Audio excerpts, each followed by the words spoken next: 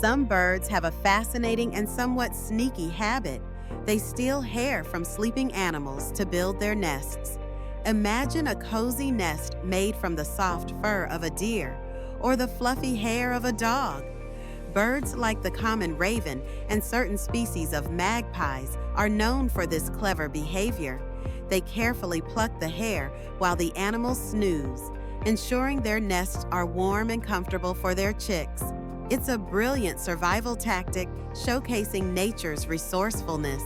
Who knew that while we sleep, our furry friends might be contributing to the avian architecture above?